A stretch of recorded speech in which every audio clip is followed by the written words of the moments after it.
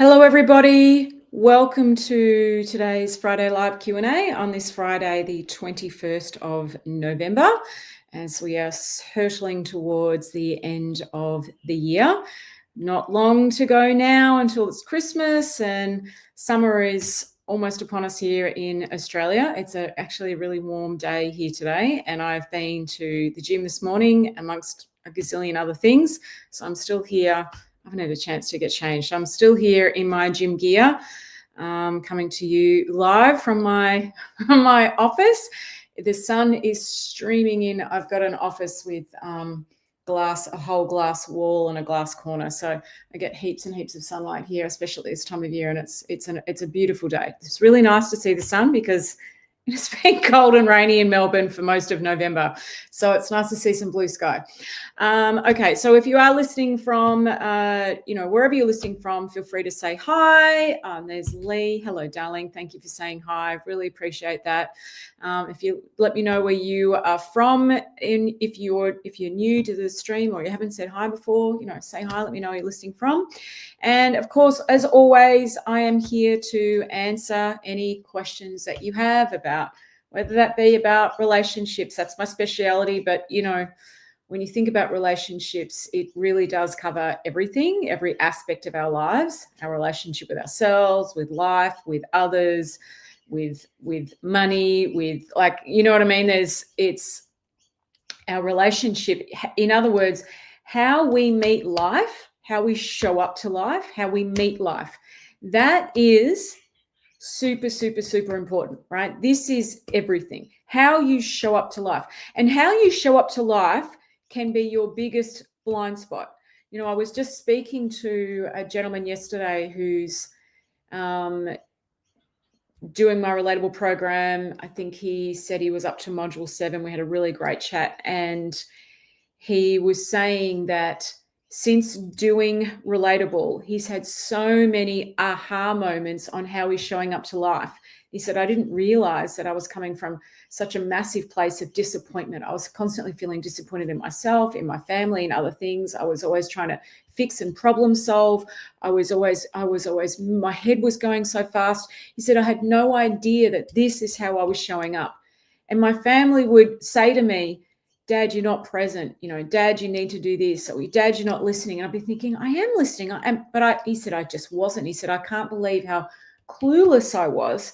And this is someone who said, I've done a lot of programs. I've done a lot of different things, and I did not realize how I was showing up.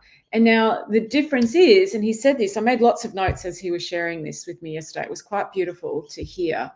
He said, Fiona, my mind is quiet. I'm present. I'm not in fix-it mode anymore. I've got nothing on anything. I can't believe how relaxed I feel. I'm now like he's repaired his relationship with his 17-year-old daughter, where they were really barely speaking. He said he and his wife, they were fighting constantly, have not had an argument in 10 weeks. I mean, it was really quite beautiful to hear him share and to see how profoundly touched he'd been. And he said, I feel like I've got my life back. I've got myself back. And he said, the feeling of lightness is incredible. And this is what I talk about in terms of emotional freedom, right? This is what I talk about in terms of emotional freedom, is that the lightness, it's a feeling that you have to experience. And when you do, you'll never go back. You will never go back to where you were in terms of the way you handled things. As he said, I was so emotionally unregulated, and I the way I'm showing up now, he said, I'll never go back because it just doesn't make sense. He goes, I just want more of this lightness. And he said the impact it's having on my family is enormous. So, we can think that we know, and this is someone who would have said, I think I'm a fairly self-aware individual. I've done a lot of different programs. I've done lots of, he'd just recently done a burnout retreat earlier this year and done lots of different things. But he said, what I've learned here has managed to get past all the mental noise in my head. It's managed to help me see things in a completely different way. And because of that, the ripple effects are enormous. So I guess what I'm trying to say is the way you show up to life, your relationship with life, with how you show up to a moment of now is this thing that we can't see. And we think that we're showing up a certain way. And this is why I often say we are our own biggest blind spot. And so when you show up a different way, and not because you're forcing it, right? There's nothing forced about this. This is organically creating a sense of ease and flow, because the way you see life and relate to life changes. When you do that, the emotional freedom that you get is extraordinary. And, I do truly believe, I've done this for such a long time now. I've talked to thousands and thousands of people, and I don't say that to big note myself, but to say I feel qualified. I say it because I'm qualified to make this statement, right? This is what people are looking for. People are looking for emotional freedom. That's what they want. That's what they're looking for. They're looking for peace of mind. They're looking to feel connected, present. That's emotional freedom. Without feeling like they've got to go at 1,000,000 miles an hour, without feeling like everything's weighing on their shoulders, without feeling like they've got to make all this stuff happen, without feeling like it's them against the world. This is what is so exhausting, right? So for me, it's like when you access that and you can see it and you've accessed it, you'll never go back. You'll never go back. But we can't change what we can't see.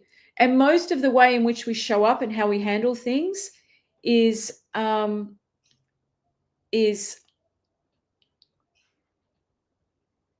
kind of oblivious to. We're really oblivious to. And so because of that, we are just unable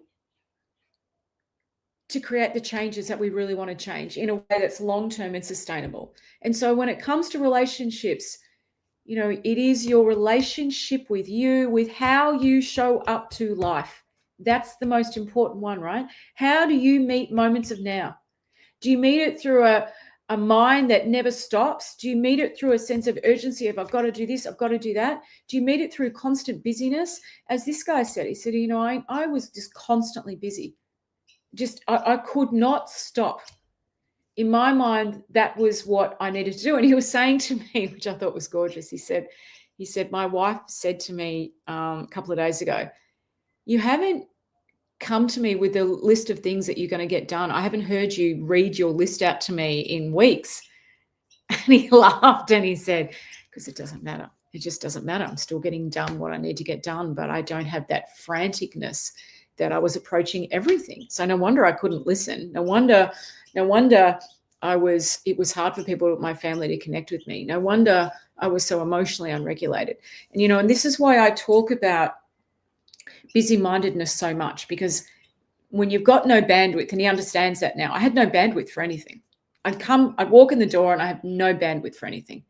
And so even though I would try to stay calm, try to listen, try to do all of those things, my lack of bandwidth would trip me up every single time. So, and of course, it's not just in your relationships where that filters out, right? It's your own level of well-being. It's how you feel about you. It's everywhere with everything, because all boats rise with the tide. And so to me, this is the key to happiness. This is the key to peace. This is the key to love. This is the key to understanding. This is the key to presence. So when we have this in our lives, this is why we don't need lots of complicated information. And as I said to him, I said, can you see now how simple and easy it is, how simple and easy human beings are, how simple and easy relationships are? And he said, absolutely. I wouldn't have agreed with you before doing this, but I can see it. It's simple. Relationships are not complicated. Human beings are not complicated. We think we are. We often think ourselves into complicatedness, but we're really not complicated. Anyway, in saying that, thank you everyone for saying hi. Hi, Kirsty. Yeah, isn't it nice to have the sunshine in Melbourne? Yoo-hoo. Hey, Melinda. Drizzle here and rain in Port Stephens. Yeah, it's definitely your turn. I feel like Melbourne's more than had their turn. Hi, Trish from New Zealand. Thanks for saying hi, honey. Lovely to hear from you. Yes, when you're a different person, your reality changes in the best way. 100%. Your energy changes everything. It's beautiful. Hello, at Anna. I'm not sure if I can pronounce the rest of it. So, and Ian, hello, Ian. Nice to say hi. At Outdoors. Well, we're not getting into a religious discussion here. This is, thanks for your comments, but try and keep religion out of this. Not that I'm against religion, but it just polarizes people. And I want to have a conversation where we're not polarizing people. Elise, good morning. Thank you, honey. I'm glad that you're catching me live as well. So, hey, Robert. Thanks for saying hi, Robert from Atlanta. Nice to see you here, Robert. I haven't seen you for a little while. Good to hear from you. So I want to answer a couple of questions, obviously, that have been sent through to me. And if you have a question that you want me to answer, please pop it in the questions below. Hi, Jari. Oh, my goodness. Hi. So nice to hear from you, darling. Hello. Karen. Oh, my goodness, Karen. Hi. Oh, there's a few people who haven't here for a while. That's lovely. Hi, Roz. Good morning to you too, honey. Good morning to you. Nice to hear from you. So we've just been talking about how we meet life, right? And I think this is something that we don't talk about enough because it filters through and flows through into every single thing that we do, right? It really, really does. And it's in everything. It's in every aspect of our energy. It's just the bomb. And when you see that, you see the impact you have in a gazillion different ways. And as this gentleman was saying to me yesterday, he said, I feel like I've got myself back. I feel good about the way I'm showing up. I feel proud of the person I'm being. I mean, how awesome is that? Imagine if we all felt that way. If we all felt really good about the way we were showing up, if we felt proud of the way we were handling things. If we had this generosity of heart, mind, and spirit, that doesn't mean you're compromising yourself or you're losing something precious. Where you're just able to meet the people that you care about and from a completely different state of mind. All right. So let's look at a couple of these questions here. Oh, this is an interesting one. All right. Okay, so the question that I've got here is, hi, Fiona. I love the way you approach things. It's so refreshing and it's given me a sense of hope about my own relationships that I really thought I'd lost. I have a question for you, though. I'm just curious about your views on love. You say that you talk about truth and that what you share is pointing to truth. I'm curious, though, what's the hardest truth you've had to accept about love?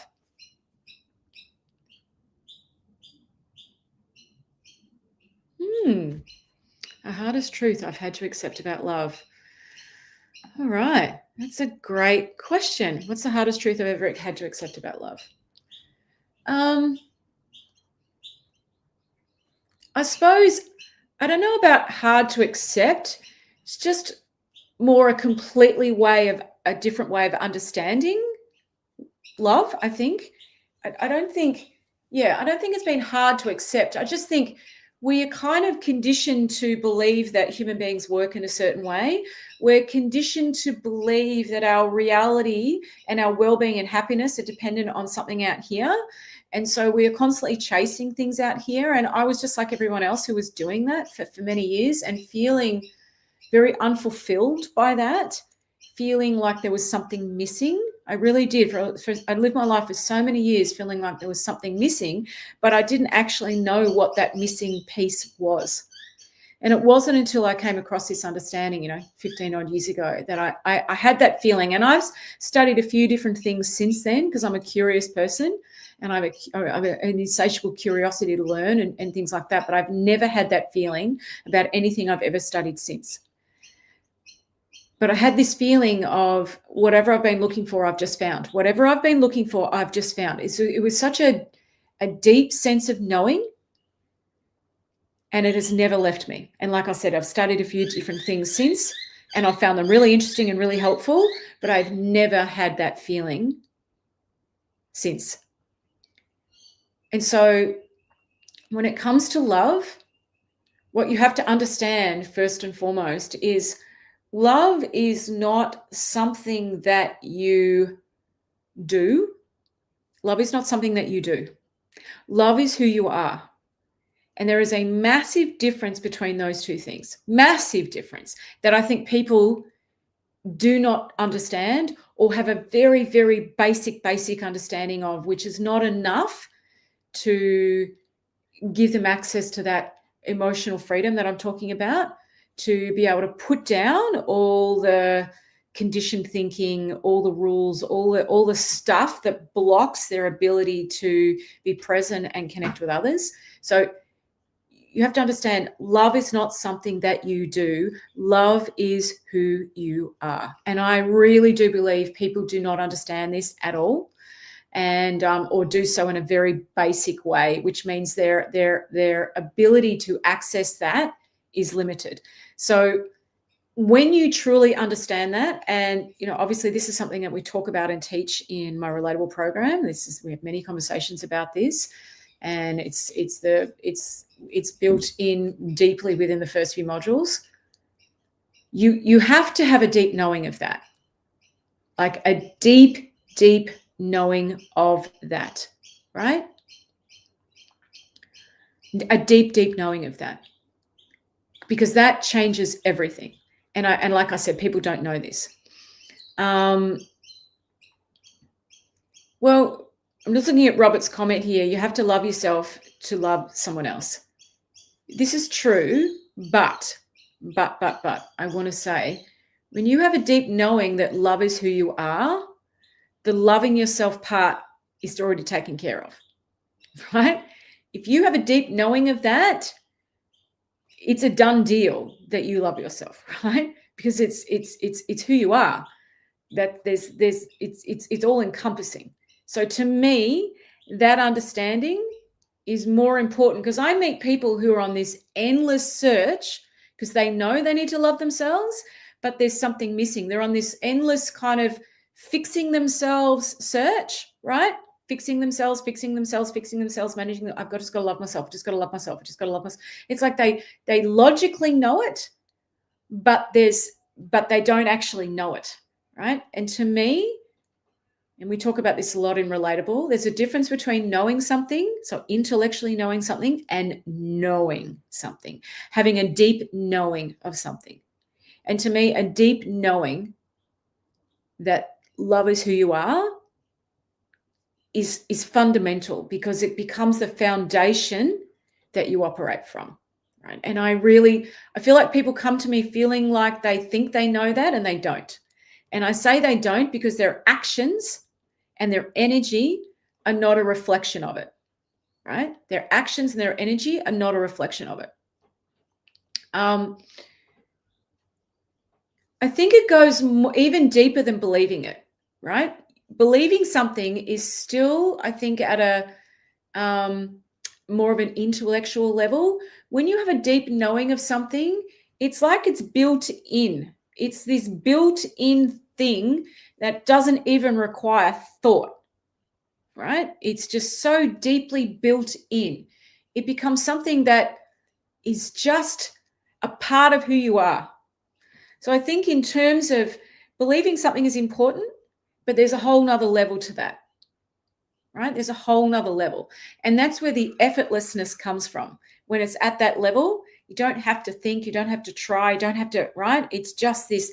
And so when we operate from a deep knowing, and everyone has capacity for that, right? Irrespective of what's gone on in your past, any trauma that you've gone through. And, I have people come to me all the time who've had really significant childhood trauma, really significant, okay? And as soon as they've seen this, that whatever they've been carrying about that has not been the thing that they're leading with anymore, right? it becomes background noise.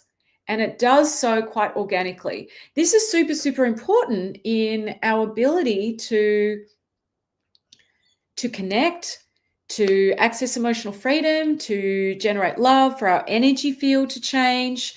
Because whatever we hold mentally, we will hold in our energy field, right? And your energy enters a room before you do.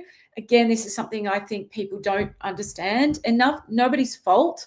It's just we're not taught this. All right. So I think one of the biggest things is understanding, first of all, that love is who you are. It's not something that you do. Right? When you deeply see this, you do that anyway. Right? See that? You don't even have to think about it. That's just how you show up.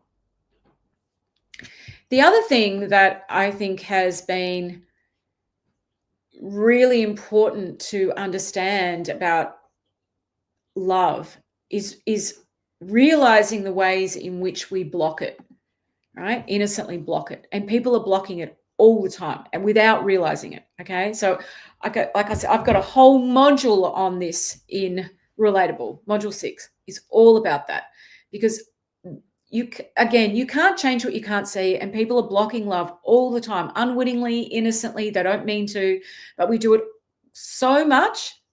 And then we wonder why things feel hard, right? Why communication feels hard, why relationships feel hard, why connection feels hard. And again, I'm not trying to say that there's fault here. I don't tend to look at things in terms of fault and blame.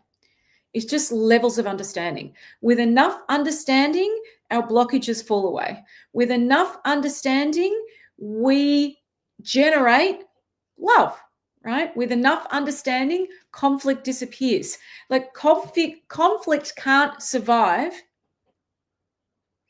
when there is a deep sense of understanding about something. It's just not possible, right? Conflict only exists in an absence of understanding. And I think there are many things that we misunderstand about ourselves. And the misunderstandings arise from we don't understand how we create our reality. We don't understand the sameness between people. We don't understand that who we are is love. We don't understand that the difference between when our mind is quiet and when it's busy. We don't understand that we live in our thinking. We don't live out here. We don't understand what it feels like to be genuinely present. We don't know the difference. We just don't. And because of that, we blindly keep making the same mistakes. And we blindly keep doing the same things over and over again. And for many people, right, who are searching for answers, we do programs, we get lots and lots of information that feels helpful at the time, but doesn't actually give us what we need to shift from all of the rules, all of the blocks, all of the busy-mindedness that gets in the way of us actually being able to have the kind of connection that we want, for us actually being able to have a quieter mind, us actually being able to get over ourselves, right? This is one of the trickiest things people struggle with, is getting over themselves. I couldn't do it, but I can honestly say I can get over myself really quickly. And I now get over myself before I need to get over myself. I'm going to say that again. This is very important, what I just said.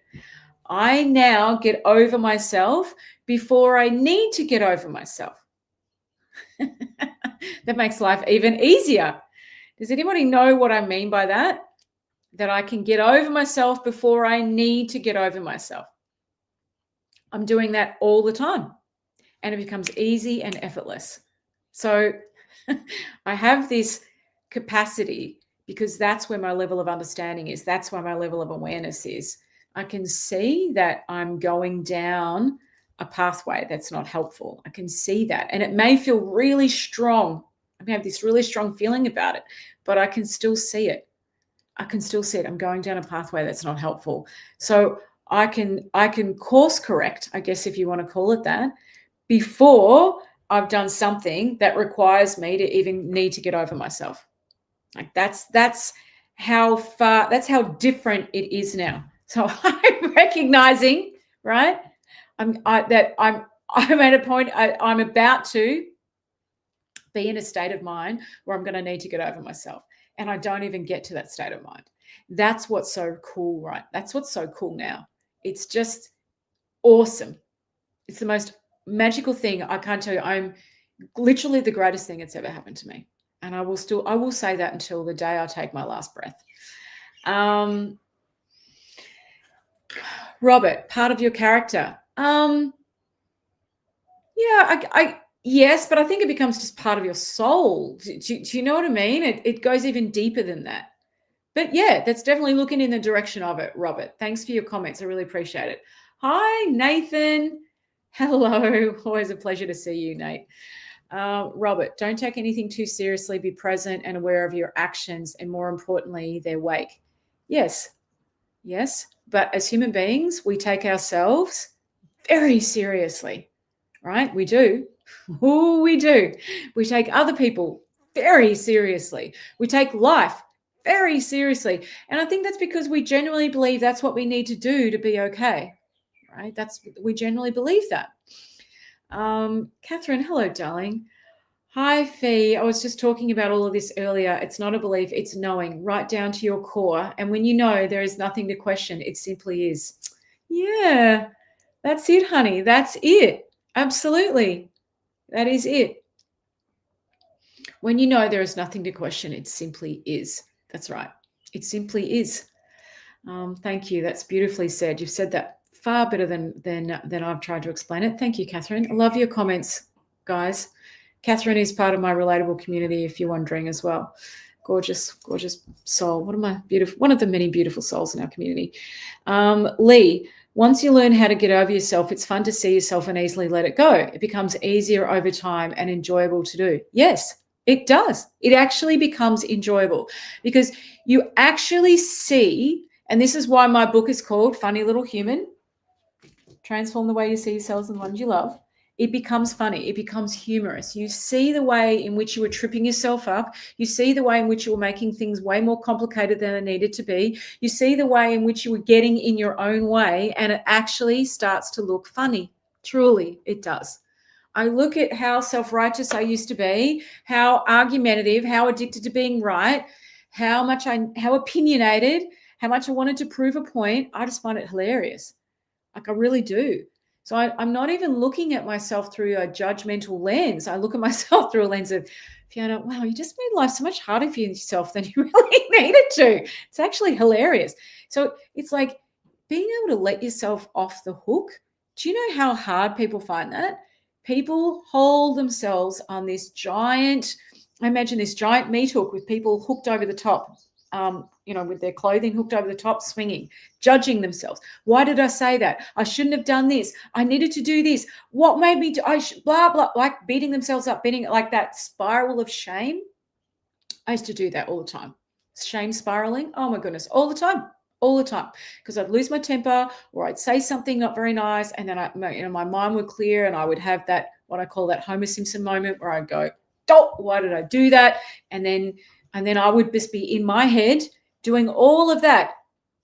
And then my husband would try to connect with me or someone else, but I was so busy in my shame spiral and feeling so bad about it that I couldn't connect. I couldn't get over myself, right?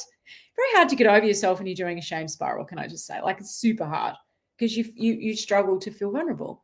You struggle to, like, you've just got this massive wall around yourself, right? Hi, Leanne. Hi, nice to see you, darling. Thank you for saying hi. It's always a pleasure to see you, Leanne. Peter. Hi, Peter. It's a knowing. Once you see it, you don't unsee it. Yes. You may try to deny your consciousness, but you know it's there, and it gently knocks until you accept it and let it in. Yeah, that's true. Very true and very beautifully said, Peter. Very beautifully said. Hi, Nathan. I've had to get over myself multiple times just to... Yes. Yep, that's right. You're not alone there. You're not alone. But isn't it great when you can see it and you can actually get over yourself before you even need to get over yourself? Like, love it. At T Lee, you sound so familiar. You can relate. Yep. Well, this is the sameness amongst us humans, right? There's so much sameness there. Hey, Lisa Lamora. Me too, Nate. Love it. Hi, Jane. Hi, Jane. Yeah, we have days where it just feels like we're constantly getting over ourselves, right? Because that's very dependent on the level of consciousness that you have and the level of thinking that you have access to. All right. So, as human beings, this fluctuates. And it doesn't matter how much personal development you do, how much you meditate, how many retreats you go on, that aspect of our humanness will never change. But when you understand how it works, you become less frightened of it, right? It doesn't feel like it's about to eat you alive, which is what I think happens with so many people. And of course, when we're caught up in the spiral of that, our capacity to connect to others, our capacity to get over ourselves, to listen, to be present, like it's really low. Okay. And so then we create lots of messes that we need to clean up. That's just how these things work. So, that's why there's so much freedom when you see this.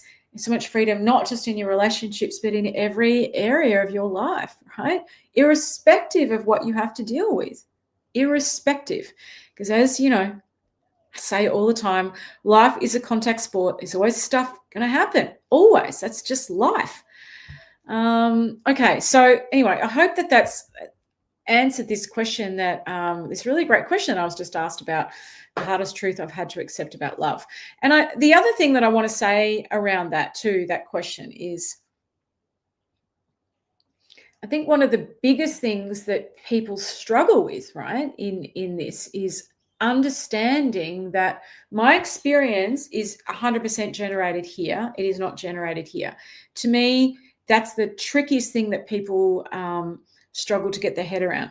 But when you do get your head around it, oh boy, like the whole world changes. The whole world changes. It really, really does.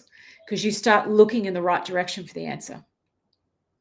And that's when everything becomes simple and easy. Because, often what people are doing is, they're looking at here, I just need to change my partner's behavior. I just need to fix them. I just need them to be different. In other words, I just got to control the other person, right? Now, we know, right? Nobody enjoys being controlled.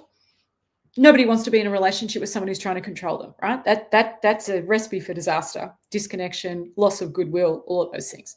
And so then, of course, when you think, well, okay, I'll stop trying to control them, but that means my only other option is to walk away, right? See how limited we are in choice when we don't understand the way things work. It's either control, fix this thing, or move away from it. Now, what if you don't want to do that? This is how people get stuck. This is where I was with my husband and I all these years ago. I tried the whole trying to control, change, fix him. It really wasn't going down very well. I can't understand why.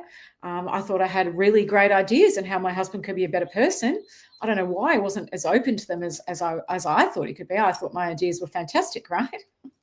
This is why I just find it hilarious that I even thought like that. But of course, then my only option was to walk away or shut down, right? Shut down if I can't walk away. Now, how do you think that's going to go? This is the dynamic I see so many people in. They're either trying to fix control or they just shut down and withdraw love.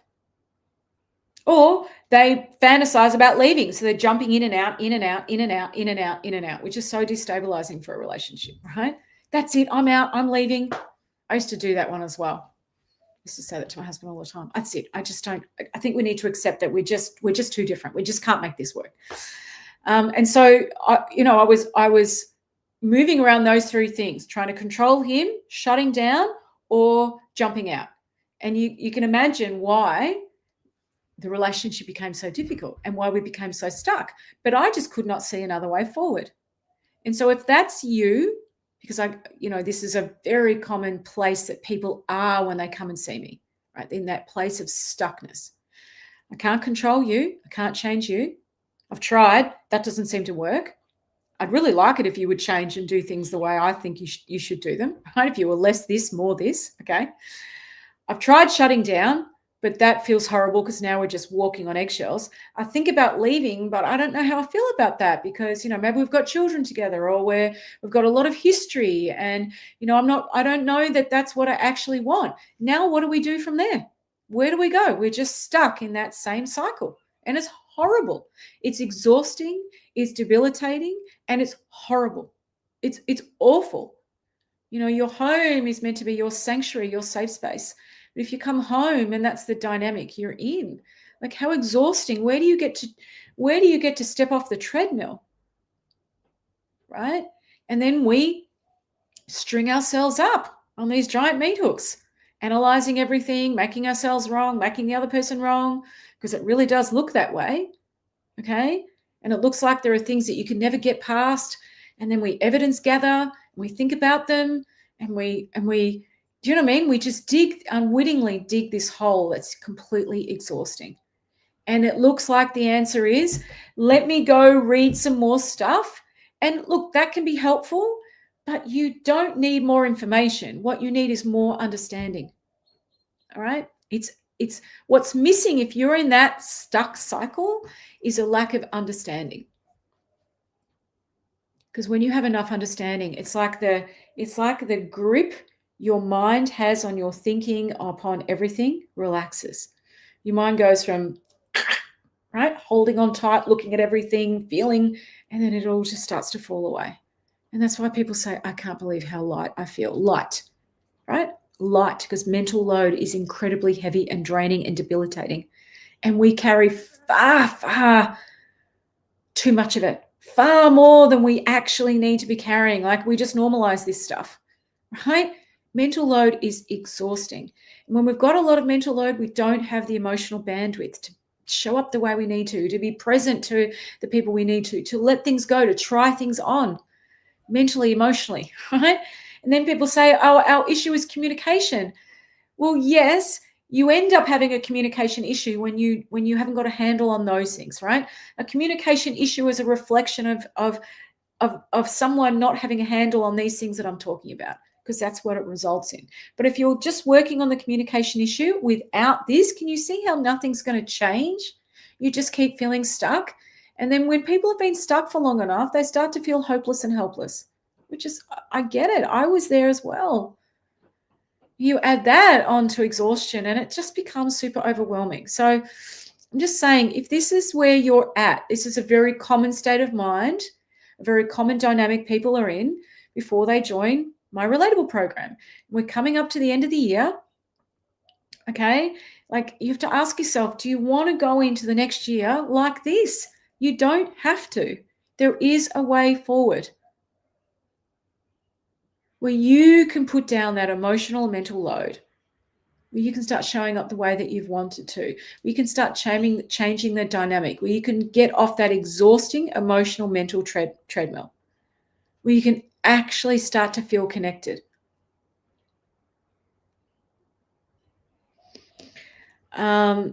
Robert, but what if I set boundaries and they are crossed specifically about her drinking? It's not control, it's a boundary. Addiction adds complexity to the situation. Yes, it can, Robert. And I've worked with a lot of people who are either in a relationship with someone with addiction, whether it's a gambling addiction, drinking addiction, food addiction, a busyness addiction. Okay. So there's a difference between setting a boundary from a place of clarity and setting a boundary from a place of anger, frustration, hopelessness, helplessness. Okay. It generates a completely different energetic response. That's all I'm going to say. And clarity is a whole different ball game. And I don't mean clarity of, or I don't want them to drink anymore, right? That's not the type of clarity that I'm talking about. I'm talking about a completely different clarity.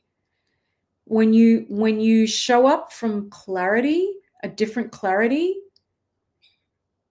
it generates a completely different conversation. It generates a completely different, I'm trying to give you an example.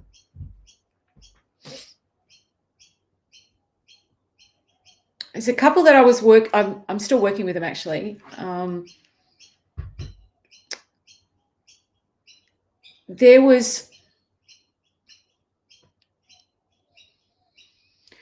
He was setting a lot of boundaries from a place of control, from a space of control within himself. He wasn't setting boundaries from a state of love, understanding, and compassion. So in other words, the clarity that he had was coming from a place of control, which was generating a completely different dynamic between the two of them. And this was going on when they started working with me, and she just left him. So she just said, I can't do this with you anymore. And when he came to me, he said, Fiona, he just hired her to help him out in his business. And and they were already together, right? They were a couple, but he'd hired her part-time, and he had these kind of very strong, strict boundaries, which were, I need you to do X, Y, and Z. I need you to do it this way. And I guess he was coming from, and I'm not saying that's what you're doing, Robert. I'm trying to give you an example. He was coming from more of a parental state of mind with her, right? A more controlling parental state of mind. And of course, what that was generating was her being frustrated, feeling unheard, misunderstood, and just destroying the level of goodwill. So it wasn't until she walked away and we started working together when she just left. And at first he couldn't see it, but it was as he was learning this understanding that he said, I've been going about this all wrong because I've been focusing on the wrong things. He goes, no wonder. Like, he had a couple of really massive insights. And so he could see that the clarity that he was bringing was coming from a state of control and anger and frustration and a lot of other things. It wasn't coming from a loving state of mind, I guess. And that's giving you a very simplistic overview. And then, of course, as he had that realization, he put down a whole heap of stuff. And now, like, they are just incredible together. Like, I just caught up with them earlier this week, and they're laughing. There's this lightness. There's a lightness in him. There isn't any heaviness. There's just this lovely, lovely level of goodwill, playfulness, lightheartedness. She's working in the business, doing all the things that he was looking for, but it's not, do you know what I mean? They're just meeting each other at a completely different state of mind. So I think it depends on the state of mind, big time, right? And again, we are so oblivious to this. We really are, especially when we feel justified about something, right? When we feel justified about something, our level of, or our lack of awareness of ourselves gets even higher and stronger. So, but that's a really great example, Robert, and I'm sorry that you're going through that. That's a really common thing that that people come to me with. So you're not alone, Robert. And I can assure you that what you learn in Relatable will help you enormously in navigating that. All right. So if you would like to know more about Relatable, like, this is the time of year to kick this stuff in the pants, to create change, to do things differently, to give yourself a fresh start, right? This is the time of year. This is the year when we are often assessing. We're wondering, are we going to keep going like this for another 12 months or another month or another whatever? Are we going to have another Christmas or end of year holiday period the way that I've done so? This is where I'm saying you do not have to do that, all right? There's so much on offer inside of Relatable and our community and this understanding. So I'll put the link here for you below. If you want to know more about it, you can find out here, or if you want to book a chat with me, you're welcome to do so. There's a link to do that there as well. All right, everybody, I've been speaking now for 44 minutes, so it's a long time. Thank you all for listening. Thanks for being here. Yeah, I will be here next Friday. So if you have a question that you'd like me to answer, send it to hello@fionalukis.com.au and I'll answer it for you. Just mark it Friday Live Q&A. All right. Thank you, everyone. Lovely to see you all. See you next week. Ciao.